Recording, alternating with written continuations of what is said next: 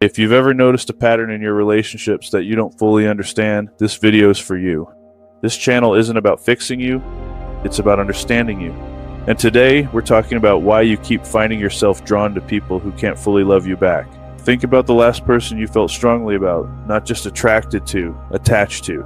There was probably something familiar about the dynamic, even if you didn't notice it at first. Maybe they were emotionally distant, maybe they were inconsistent, maybe they were warm one moment and cold the next. Not cruel, not always toxic, just unavailable in a way that kept you guessing. And somehow that guessing pulled you in deeper. What makes this pattern so confusing is that it usually doesn't start badly. At first, it feels exciting. There's chemistry, there's intrigue, there's depth. You feel seen in moments, just not consistently. And those moments matter so much that you start overlooking the gaps between them. You start focusing on potential instead of reality.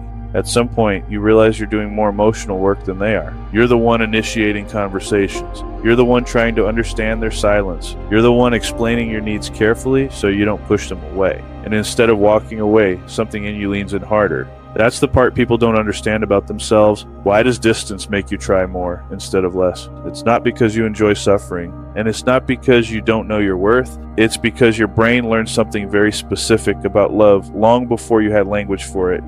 As a child, you didn't learn love through conversations about emotions. You learned it through patterns, through how often people showed up, through how predictable affection was, through whether closeness felt steady or uncertain. Your nervous system was taking notes, and those notes became your emotional baseline.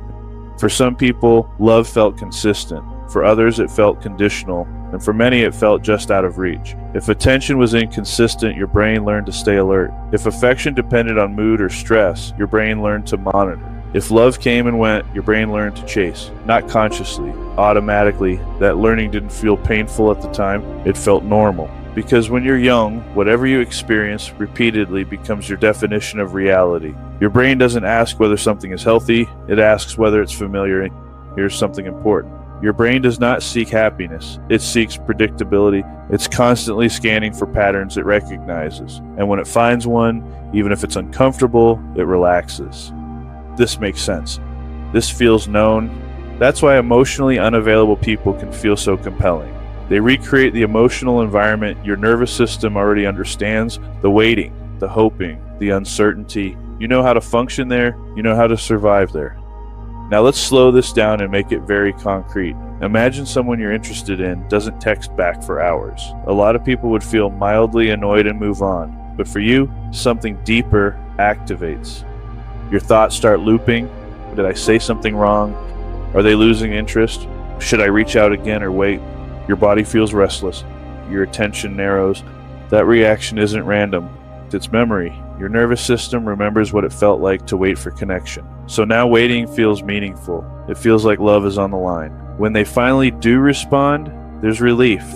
That relief releases dopamine, and your brain logs the entire cycle as important. Not healthy, important. This is how anxiety gets mistaken for attraction. The emotional spike feels like chemistry. The uncertainty feels like depth. The relief feels like connection.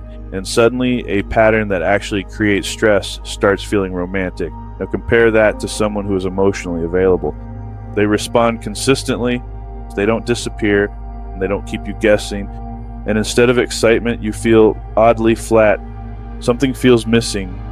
You might tell yourself there's no spark, but what's missing isn't attraction, it's emotional activation. Your nervous system learned to associate love with intensity, so calm feels unfamiliar, and unfamiliar often feels wrong. This is one of the hardest parts for people to accept. Healthy love often feels boring at first, not because it lacks depth, but because your nervous system isn't used to peace. It's used to vigilance. There's another layer to this pattern that rarely gets talked about. Familiar pain gives you a role. When someone is unavailable, you become the one who tries, the one who understands, the one who waits patiently.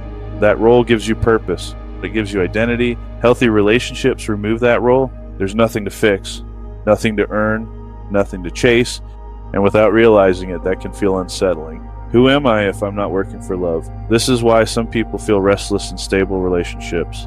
Not because the relationship is wrong, but because the struggle is gone. and the nervous system hasn't learned what to do without it. Now let's talk about why logic doesn't help. You can know someone isn't good for you. You can see the red flags clearly. You can even explain this entire pattern to yourself and still feel pulled back in. That's because attraction isn't a thought, like it's a sensation. And sensations are stored in the body, not the rational mind. Your body reacts before your thoughts catch up. Your chest tightens. Your attention locks in. Your emotional memory activates.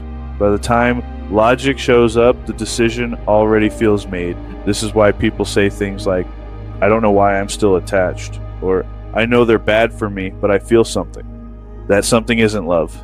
It's recognition. There's also grief attached to this pattern. Grief for the hope that maybe this time would be different. Grief for the energy you invested. Grief for the belief that if you just tried hard enough, someone would finally choose you. Letting go of emotionally unavailable people often means letting go of a future you imagine. And that hurts, so the brain resists. It rewrites the past. It focuses on the good moments. It minimizes the harm, not to deceive you, but to keep you anchored to what's familiar. Familiar pain feels safer than unfamiliar peace, because peace requires trust.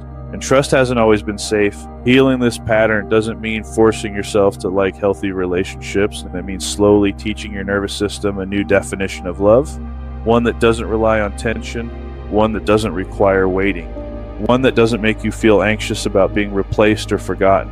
At first, this feels uncomfortable. You might feel bored, disconnected, and restless. That doesn't mean you're doing something wrong. It means your nervous system is recalibrating. You're not losing chemistry.